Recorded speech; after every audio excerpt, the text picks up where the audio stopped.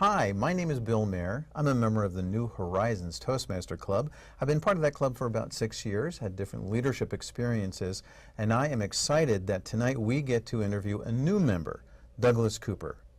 Doug, thank you so much for joining us here tonight. Good to see you. You're welcome. I want to know a little bit about how you first decided to try out Toastmasters. Can you tell a little bit about that story? What happened to make you come to a Toastmaster meeting for the first time? Okay. I'll take you back a little in time. Okay.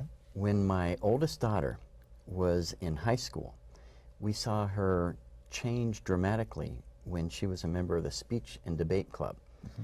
And we started thinking, my youngest daughter would sometimes trail off in volume when she was talking, and she would not enunciate clearly many times. We thought it would be very good for her to do something that would improve her speech skills. Speech and debate did not fit because of time commitments, so we looked at Toastmasters. It's on Saturdays, and we started coming over the summer. Mm-hmm. So that my wife looked for different clubs. We chose the New Horizons Club. So the New Horizons Club was the only club that you had visited. Did you visit any other Toastmaster clubs? We visited New Horizons 3 or 4 times, Mm-hmm. and then eventually we chose to visit one other club in Lake Oswego up on Mountain Park, Mm-hmm. and we just visited them once, and then we went back to New Horizons. That's the only time we visited any other club. Now, I remember you had been coming for a few meetings, a couple of months, before we got to meet either of your daughters. Eventually we did, and I think you brought Lauren at one point. You decided to not initially become a member, but still visit. And I'm curious as to why you kept coming back, even as a guest, which you're welcome to do. What was it about the meeting that attracted you to keep coming back? Okay. Well, initially, I kept coming because I kept hoping that I would serve as a role model and it'd be more fun and Lauren would come along with me. Mm-hmm. Sometimes she did come but didn't come into the meeting. I did not know that. Yeah. How now her mother's interesting. going to find that out and she's in trouble. But she's in college now, Right. your daughter, so that's no big deal. Okay. So I figured it was better to let her do homework or whatever in the car than fight with her about going into the meeting. I thought it would be good for her, but for some reason she decided this wasn't for her. Mm-hmm. What I started to see was that there's a lot of camaraderie with the group, there's a lot of enthusiasm, and there was something that happened there that I thought was beneficial. If you get a chance to speak, you may practice mistakes over and over again. Whereas at Toastmasters, you get evaluated. Some of the things that you do that you may not know you are doing get pointed out to you. And I have a number of those that I still do right now. You know, that's so true. I've been part of the group now for over 6 years. I noticed I did have some idiosyncrasies that appeared that I wasn't aware of as much as I should have been. And I believe that really is one of the jewels that people don't quite know is a reality for Toastmasters. Our club has a theme: you come for the fun, but you stay for the growth. Right. And being able to see other people perform speeches and other ways to be involved in the meeting and seeing how they can improve week after week. We know Cleon Cox very well, and he's been a Toastmaster for 30-some years, and he claims he is still learning new things every week, which is a pretty amazing concept when you think about it. Right. Yes. So you mentioned speeches, and I understand you're an engineer. Yes. Software engineer. Software engineer. Stereotypically, engineers have this reputation of being rather quiet and reserved and introspective. And thinking about speaking in front of a group of people can be daunting for anybody. What helped you break the ice to give your icebreaker speech? Well, like you said, I am an introvert. just like most engineers are. I've been comfortable speaking in front of people on topics that I understand well. I taught my way through college. As both my master's and my PhD, I paid for it by teaching. So I have experience speaking, but I was very uncomfortable talking about anything other than, say, mathematics or an engineering topic. What was it that brought me? I think it was encouragement from others. Also, the prospect that I had speeches coming up and presentations coming up. With my job, things have changed slightly so that I need to give presentations. And I figured it would be beneficial to get the practice in front of a friendly crowd, should I say. So that's what started me. So it felt like a safe place to a large degree. Yes. To be able to take that step and be able to try new things. Yes. And the motivation of the goal was to feel more prepared and more comfortable Yes. for presentations. As you've discovered, there are other roles in a Toastmaster meeting. There's the timekeeper, and there's an evaluator, and there's other roles. Of those roles that you've experienced so far, was there one that was especially challenging for some particular reason? It's table topics is always what's challenging for me. I'm the type of person that likes to analyze things and have it come out in a way that I want it to come out. I'm not so thrilled with speaking on the fly and More coming impromptu, up with impromptu. That's the word I was looking for. Yeah. Right. Yeah, I agree with you. Table topics is a part of the meeting that you feel the anxiety rise. Everyone knows what's coming, but they don't know exactly what is coming. Yes. I find it very practical in a lot of ways because a lot of what we encounter day by day relates directly to a table topic speech. Right. And it's... Conversations at a party are very similar. Yes, and sometimes questions from the wife. You Yes. have to be careful with that too, or the children. Very, very true. You appear to be one that still has goals with Toastmasters. Can you share briefly a goal that you might have for the near future in Toastmasters? Well, my near-term goals are to become more aware of some of the filler words I have and some of the behavioral patterns I have. One of the things I'm notorious for is pacing. I paced all through math classes in college. I still pace. So become more aware of those and to try to limit it to some extent. And I think you're working on that. I think you're really improving in those areas. Doug, I want to thank you very much for participating with us tonight. I learned some things. This was very good. Thank you very much for joining us this evening. You can search for us, New Horizons Toastmasters in Tualatin, Oregon. If you're looking for a Toastmasters Club, we hope that you will try us out. Thank you very much for joining us. We hope to see you again soon.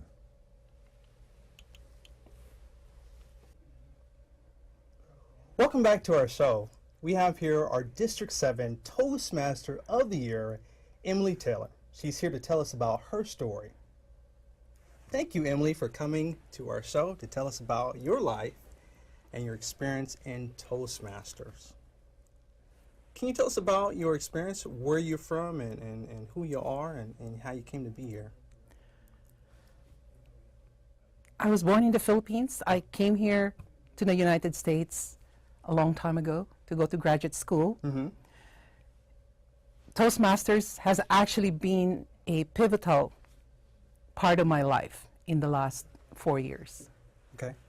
It has transformed me in ways I've never even really expected. Transformed you. Transformed me, yes. Okay, great. So tell us how it has transformed you. Could you give us some examples of that? Yes.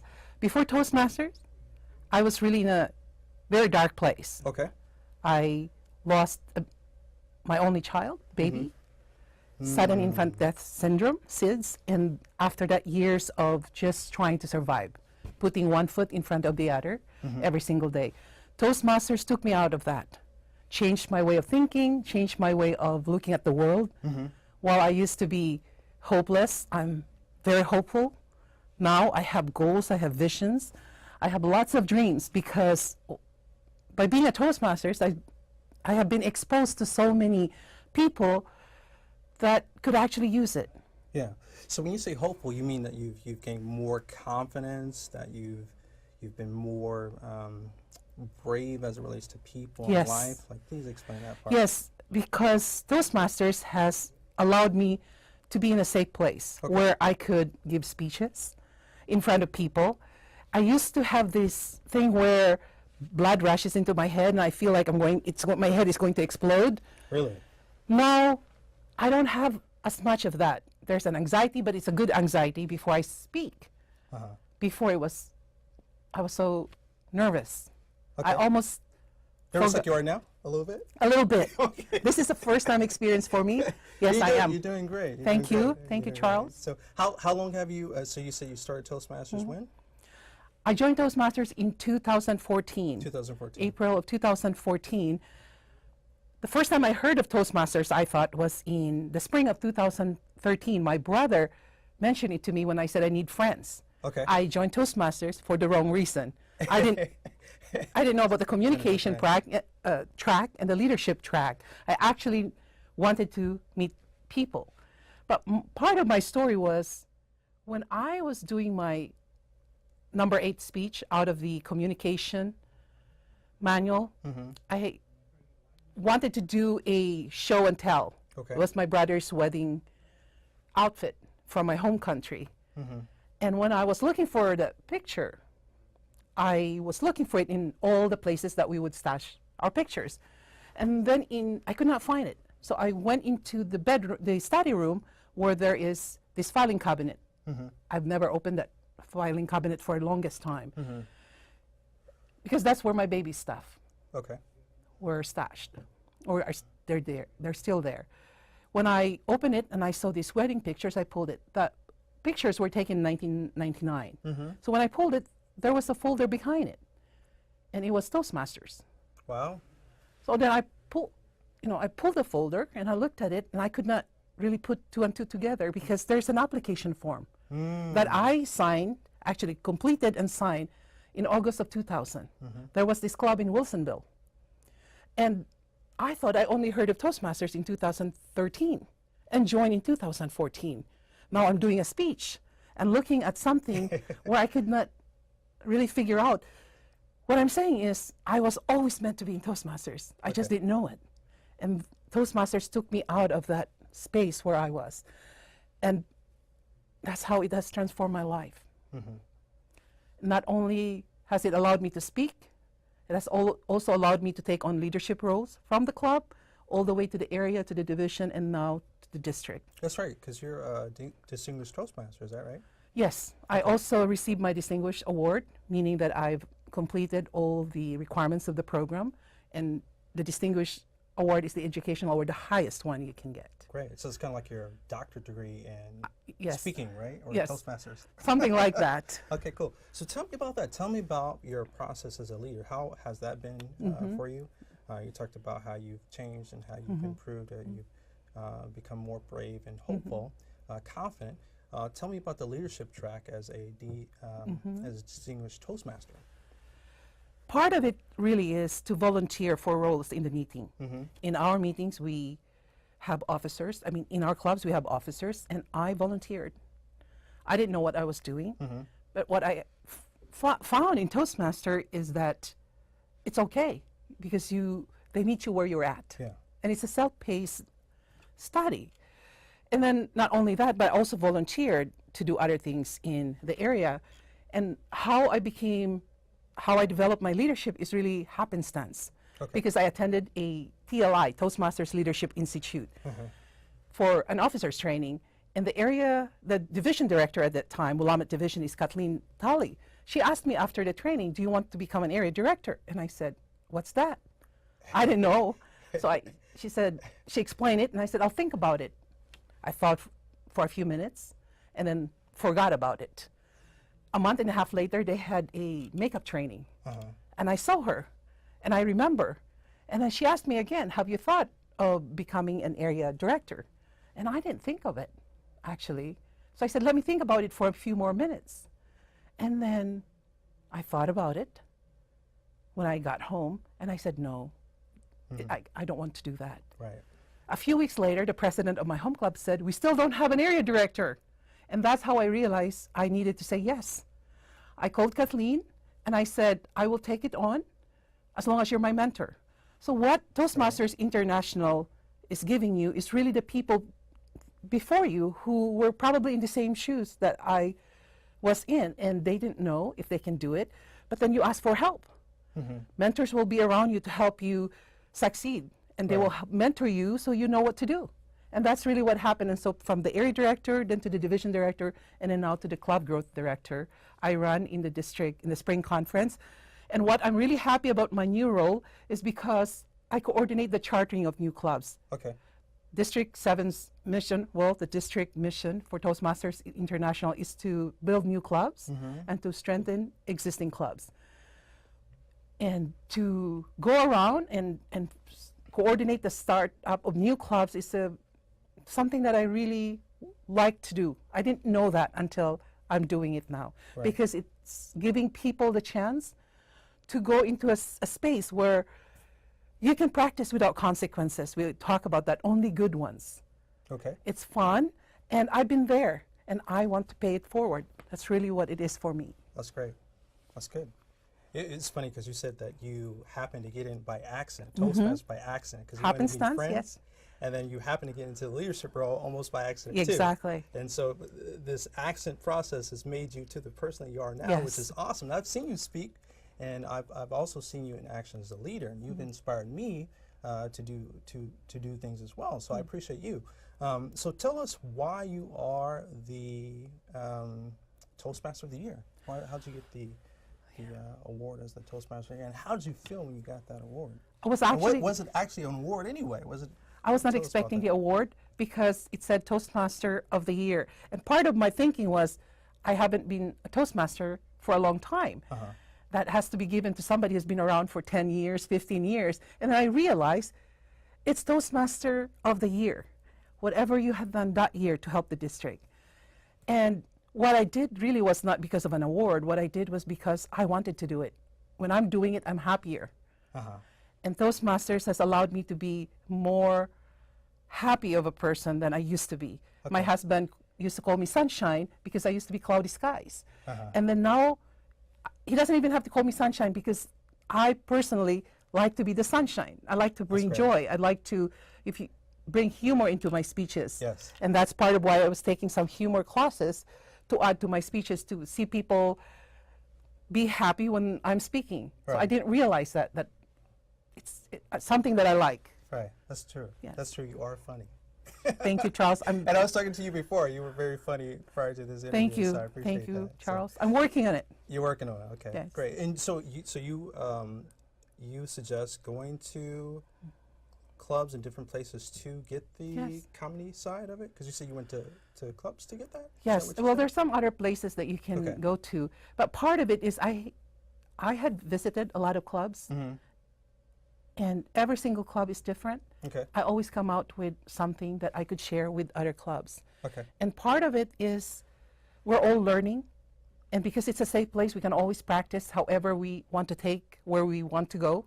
So if you want to add humor into your speech, Toastmasters is a place to do that. If you want to be more serious in your presentations, then Toastmasters club meetings will be that place. You can take it. It's self-paced. Great. That's how I look at it. It allows you to be however you want it to be for you. So that's part of it. I'm finding out my gift as a person and that I can share because of Toastmasters. It's that whole paradigm shift I've been talking about, thinking the paradigm shift of you used to be thinking this way and now you're thinking that way. Toastmasters allows you that opportunity to think a different way. Yes. Awesome. Well, thank you for being a gift and also being the sunshine, you call it. So Yeah. you've been a sunshine to many people and continue to be so. So we want to thank you for coming to our show. How can we or how can others get in contact with you if they wanted to? they can contact me, CGD, that's Club Growth Director at district7.toastmasters.org. They can also go into Google and say District 7, and then it will give you links to all kinds of information, how to get involved, where to find clubs, or toastmastersinternational.org will help people find the nearest club that they can join. Or if you are thinking of maybe starting a club in your workplace, in your community, then reach out. Okay. Well, thank you again for coming to our show. Thank you for watching our show, and we appreciate your time. Have an awesome day. Welcome back to our program. My name is Bill Maher. I'm a member of the New Horizons Toastmaster Club. And right now we have an opportunity to hear our current president, Kaushik, give a speech. I have heard him before. Listen to his stories, listen to the power of three, and enjoy what he has to tell us in his story, Show Up.